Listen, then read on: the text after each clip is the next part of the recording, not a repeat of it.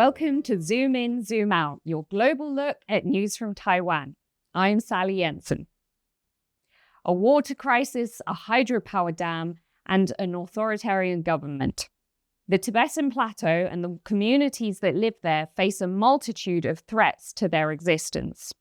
To talk to us about the intersection between climate change and human rights issues facing Tibetans, we're joined today by Dr. Lobsang Yangtso.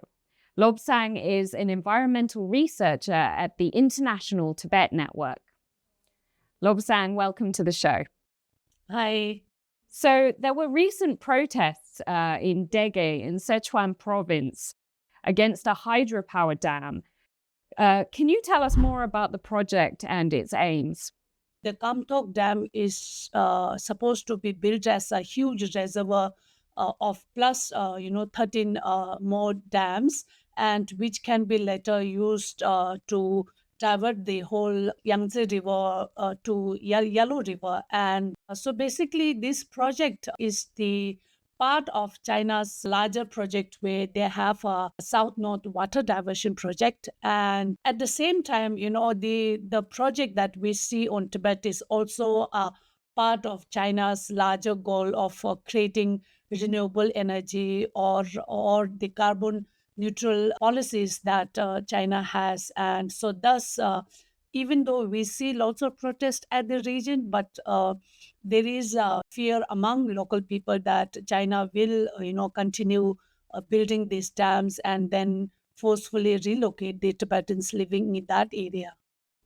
So you talk about a fear among the local communities there. What other impacts would the dam have on Tibetans living in this area?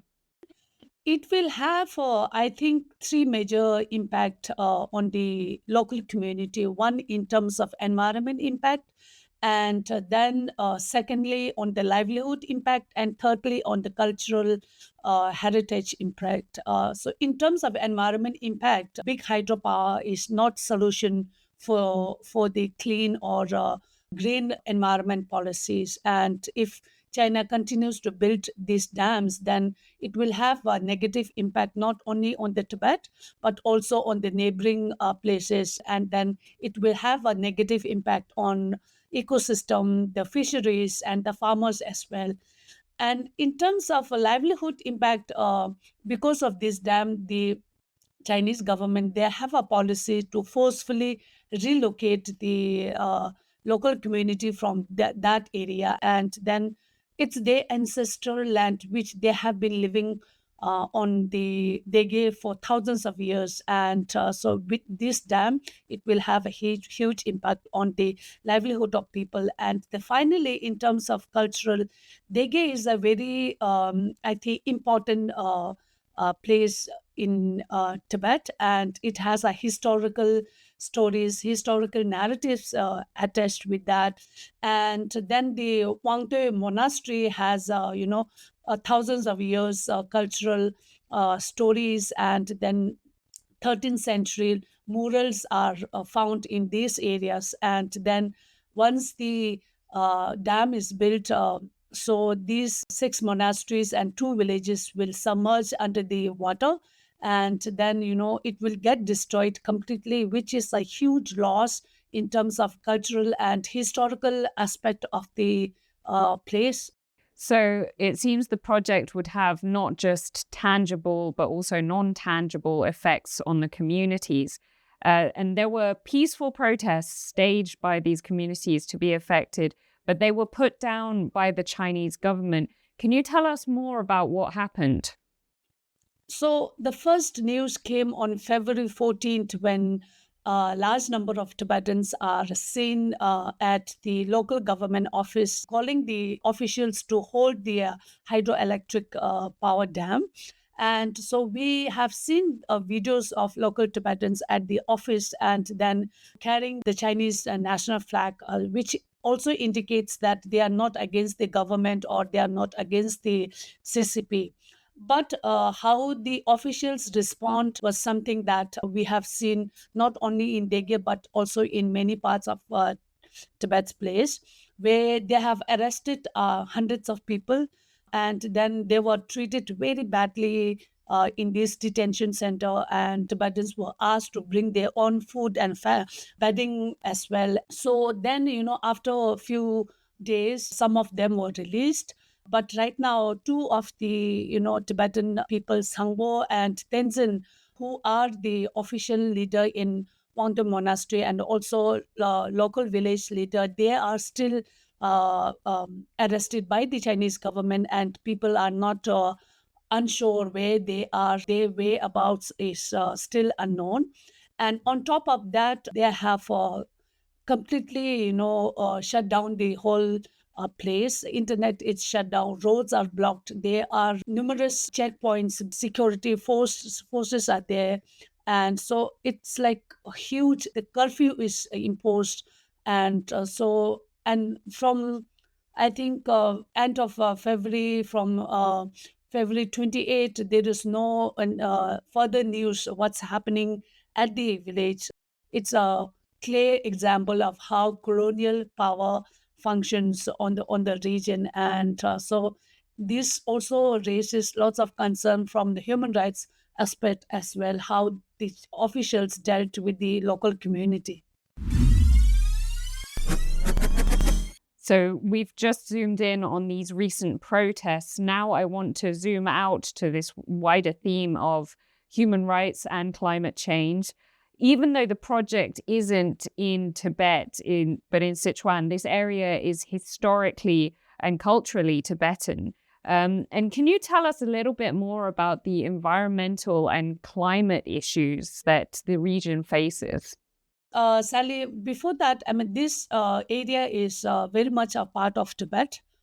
Even in 1965, when the Chinese they built the Tibet Autonomous Region, and then they divided the whole region into Tibet Autonomous Region, and then parts of the Tibetan areas are consolidated under other Chinese provinces like Qinghai, Sichuan, Yunnan, and Gansu province. So Jomda is right now under the so-called Tibet Autonomous Region, and then Dege is comes under the Sichuan or the Ganze, which is also a Tibetan area. So that's also came how the Chinese colonial powers function, where they renamed and then divide the places.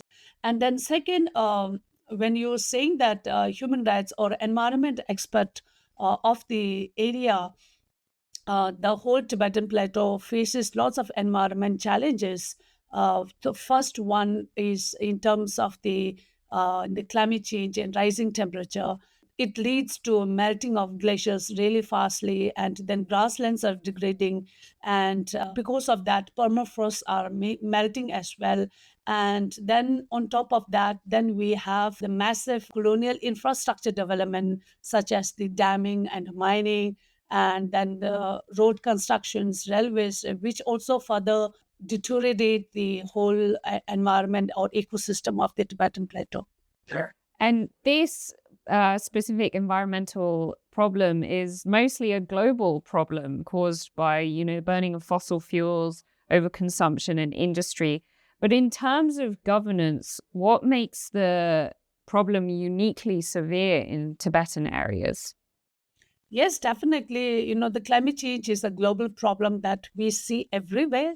But how this is unique in Tibet is that in other areas, at least to some parts of the world, people have, right to be participate in the whole climate discussion or whole climate policy making. Whereas in Tibet, the recent Dege protests is a clear example how local Tibetans are not part of the whole climate policy making.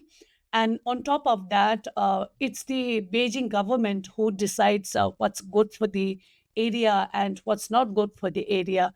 That's one. And the second, why this is unique is that Tibet is also called the water tower of Asia, where almost 1.3 Asian populations are dependent on the water that flows from Tibet. The whole Tibetan temperature rise is almost like 2 to 3 times faster than the rest of the world. So, which means that it will have a water crisis, and which will not only impact the Tibetan area, but also the downstream nations and South and South East Asian countries. as well. And then finally, I would like to say that why it's unique is that right now we are under colonial occupation, and on top of that, there is no human rights protections. People inside Tibet are arrested just for raising their concern in terms of environment protection or the environment issues. And so there are, hundreds of Tibetans are still in jail because they have raised their concern or they have worked for the protection of the whole Tibetan plateau. So these are the major issues that we see, and which is very much concerning not only for the Tibetans, but I feel that it should be concerning for the downstream nations as well. And what do you think of the way that international media, international actors view the situation? I mean, there has been concern about Tibet in the past, but mostly for other reasons. What would you say is the situation now internationally?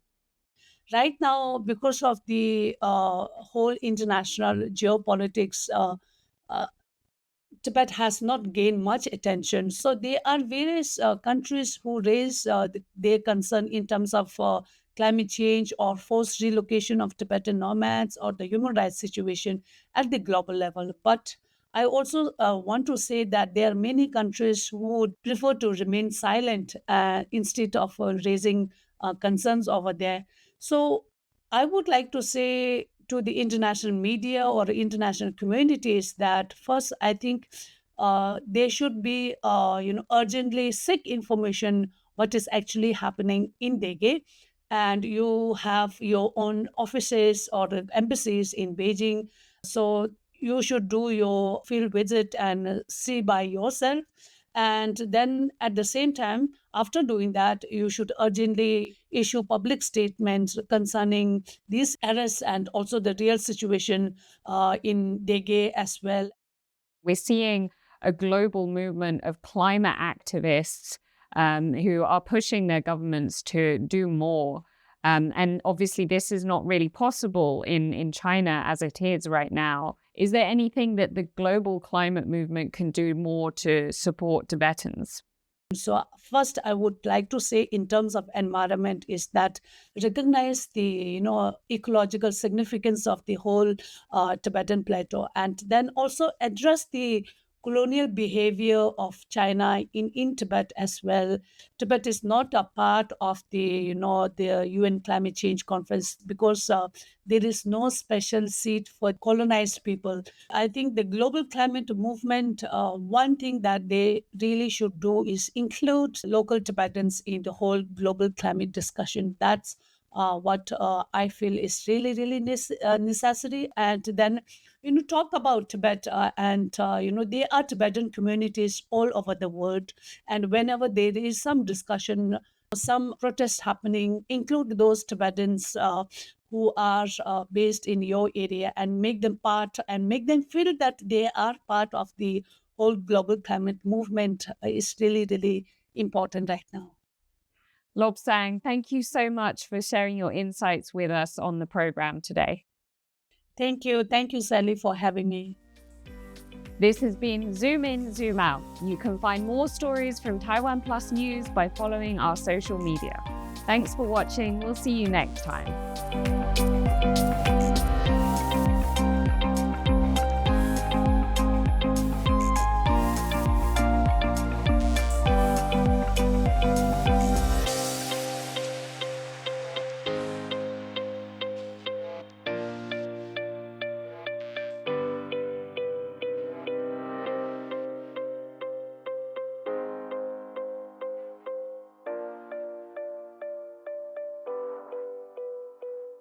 We bring you stories from Taiwan.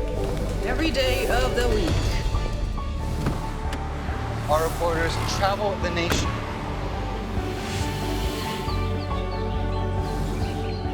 Exploring the issues that matter to you. News from here in Taiwan and around the world.